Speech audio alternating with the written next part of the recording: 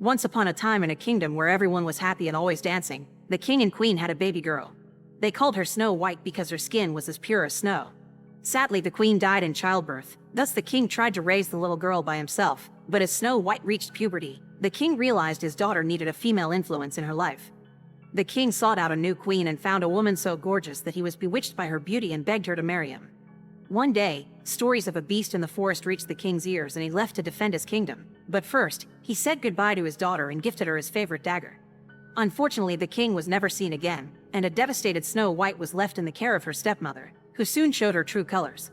10 years pass, and the kingdom has fallen into an icy despair.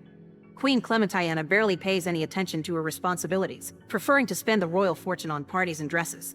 There are rumors of the kingdom being close to destitute, so the nobles wish the queen would remarry to bring back stability to their lands. However, instead of tackling the problem, Clementina sends orders to punish any person that spreads those rumors. She isn't kind to Princess Snow White either. The girl is never allowed to leave the castle, and when the queen's having a party, Snow White isn't even allowed to leave her room. On her 18th birthday, Snow White tries to sneak out to attend the gala, but Clementina pulls her hair as she scolds her and sends her back. Meanwhile in the forest, Prince Andrew is trying to find adventure, although his valet Charles is more worried about the stories of a beast hiding here. Suddenly, they're attacked by a group of 7 weirdly shaped figures that sword fight against Andrew to get his gold. Andrew is quite good and manages to defend himself at first, but 7 against 1 is a terrible disadvantage and soon Andrew loses. Then, the figures reveal they're actually a group of 7 dwarves wearing special suits during their stealing missions. These dwarves leave Andrew and Charles on the ground while they get the gold, but when Andrew laughs at them and calls them children, the dwarves decide to punish him before leaving. This is how Andrew and Charles end up hanging upside down from a tree with no clothes on. Back in the castle, Margaret and the other servants surprise Snow White in private, offering a little cupcake with a candle for her to blow. These servants are the only friends Snow White has ever had, and they keep working for the evil queen, hoping one day Snow White will take over the throne. Margaret has also polished the king's dagger and she hands it to Snow White as she convinces her to sneak out of the castle to see the state of the kingdom that should be hers. In the meantime, Clementina goes to her room to activate her magic mirror, which takes her to her magical mirror house. There lives her reflection, the Mirror Queen, who reminds Clementina that she's getting old no matter how much she tries to hide it, so she shouldn't be picky about her 6th husband. Money is running out, meaning Clementina needs to marry soon.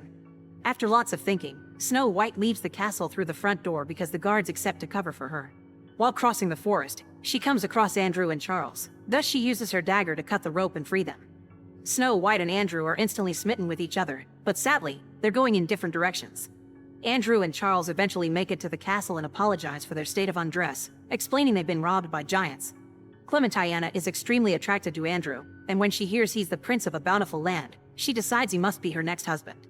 Her plan is to throw a party to impress him and propose, but her advisor and bootlicker Brighton points out they don't have money to throw a big party like that. Clementina sends him to collect more taxes, and when Brighton explains people are too poor, the queen orders him to come up with some excuse. Back to Snow White, she's made it to town and she's shocked to find how destitute people have become under the queen's heavy taxation. The singing, dancing, and happiness she saw as a child when she visited with the king are nowhere to be seen. At that moment, Brighton arrives to announce the new taxes, claiming the queen needs the money to protect the kingdom from the evil that lurks in the woods and is behind all the recent attacks. At the castle, Andrew sends Charles back to their home in order to get gold, clothes, and guards. Charles is hesitant because he thinks the queen is crazy, but Andrew assures him he'll be fine. Afterward, Snow White comes back and tells Margaret about the town as she cries over having seen her father's hard work destroyed. In return, Margaret tells her they'll be having a party with the prince, pointing out that Snow White should attend and try to get the prince's help to take back the kingdom. Before the party, Clementina goes through a very strict spa treatment that includes disgusting things like parrot excrement and insects to make her look young. In the evening when the ball begins, Clementina tries to get the prince as her dancing partner, but a noble that wants to marry her gets to her first. Andrew ends up dancing with Snow White, and the two of them banter and flirt for a while. Unfortunately, when Snow White is about to ask for his help, the queen sees her, causing her to run away. Sadly, she's caught by the guards and taken to the queen. Snow White takes the chance to call her out for all the damage she's done to the kingdom, accidentally mentioning she's been to town. Since Snow White has broken multiple rules today, Clementina decides her punishment shall be death and orders Brighton to take her to the forest to feed the beast. On their way out, Snow White notices the queen's moon necklace is sparklier than usual. Once they make it to the forest though, Brighton can't bring himself to do it, so he cuts the ropes that tie Snow White, telling her to run and never come back. Brighton returns to the castle and tells the queen that he did it, presenting animal organs pretending to be Snow White's as proof. Meanwhile, Snow White runs through the woods until she accidentally bumps against a small house under a tree trunk, hitting her head and losing consciousness. It's morning by the time she wakes up, finding herself inside the house, which turns out it belongs to the 7 dwarves. These dwarves want to ask the queen for money in exchange for the princess, so Snow White has to explain that won't work because Clementina wants her dead, meaning she needs help. At first, the dwarves are scared that helping her would get her killed as well, but after Snow White begs, they accept to let her stay one night. Back to Brighton. He tells all the servants that Snow White is dead but also that they still must work. Then he goes to town to get the new taxes money.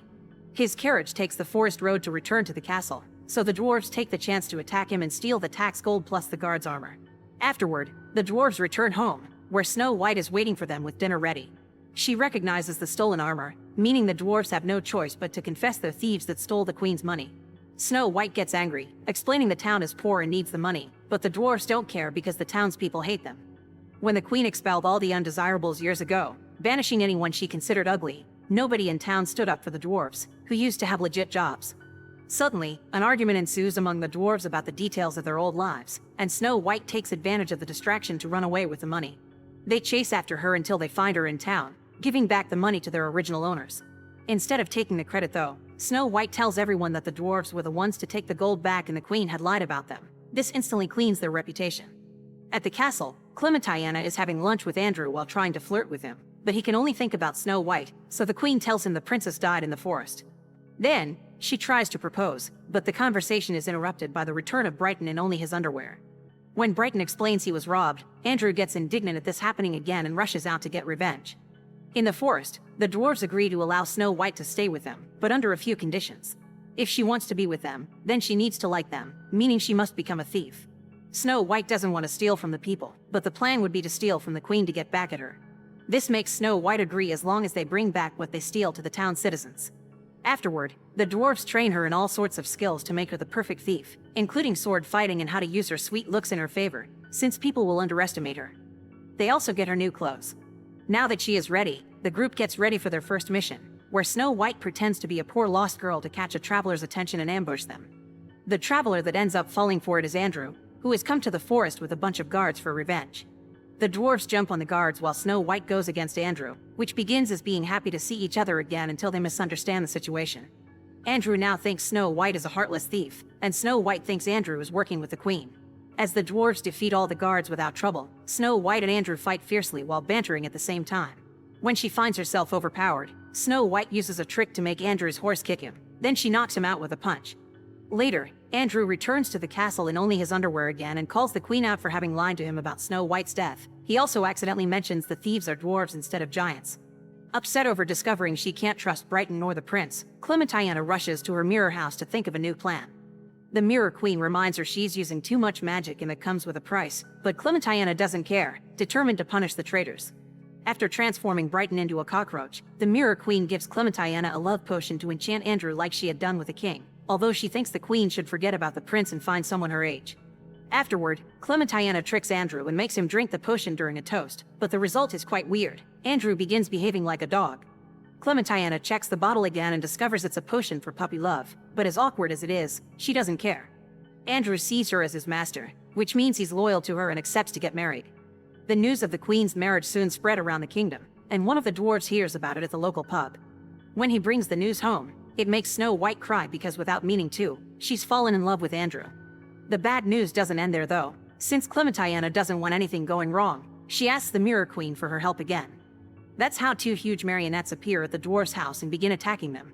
These marionettes are made of wood and therefore can't feel pain, which means the dwarves' attempts to defend themselves are useless. Fortunately, Snow White notices the strings attached to the marionettes and cuts them, which at the same time cuts their connection to the Mirror Queen and makes the marionettes become normal dolls again. The next morning, the dwarves discover Snow White is gone and she left only a letter saying that she loves them but she can't stay because she puts them in danger. The dwarves refuse to accept this and go looking for her. Thankfully, she's still nearby and easy to find. Snow White listens to her friends telling her she's giving them a new chance in life, so now it's their turn to do the same for her, and the group agrees to crash the queen's wedding. At the castle, everyone is getting ready for the wedding, and Brighton becomes human again. Andrew still behaves like a dog because of the potion, and the guests blame it on him being a foreigner. Snow White and the dwarves sneak into the party through a variety of methods like hiding under ladies' dresses and knocking out the guards. By the time Clementina arrives at her own wedding, the thieves have already left with Andrew, and everyone else is waiting in their underwear. Furious, the gentry declares Clementina unfit to rule and deposes her. At the dwarves' house, they notice Andrew's weird behavior and come to the conclusion he must be under a spell. The dwarves try to make Andrew snap out of it through various methods like hitting him and tickling him, but nothing works. In the end, they decide to try the classic true love's kiss, and Snow White's kiss does the trick. Feeling sane again, Andrew apologizes to everyone for how he's treated them, but their conversation is interrupted by some noises outside. The beast is near. Thinking this is her fight, Snow White runs out alone and locks the door behind her to protect her friends. She ends up bumping into Clementina, who turns out to be the master of the beast. This reveal makes Snow White finally understand that it was the queen that killed her father. As Clementina sends the beast after the princess, Andrew asks the dwarves for a key and leaves the house, also locking it behind him. Fortunately, the dwarves have a spare copy and get to escape as well. While the queen runs back to her mirror house, the men join Snow White to fight the beast, which is too powerful to be stopped by normal people in their silly swords. During the struggle, Snow White accidentally drops her dagger, and the dwarves toss it back to her so she can use it on the beast. However, Snow White notices the moon necklace around the beast's neck matching the one the queen had, and she uses the dagger to cut the chain off. This ends the spell and reveals that the beast's real identity all along had been the king. This affects Clementina as well, who finally has to pay the price of using magic with her youth. Back to Snow White, she gets to reunite with her father, who promises to reward the group for their help. The dwarves get a feast and some gold, and Andrew gets Snow White's hand in marriage. During the wedding party, Clementina sneaks in thinking she won't be recognized now that she's an old woman. However, when she comes closer to gift Snow White a cursed apple, the princess recognizes her and makes her bite the apple instead. This causes the last traces of magic to be defeated, which means the mirror house explodes and the eternal winter finally leaves the kingdom. The party ends with a spectacular musical number, and in the future, the dwarves get to have normal jobs again. Make sure to subscribe and turn on notifications so you can watch more videos like this. Thanks for watching.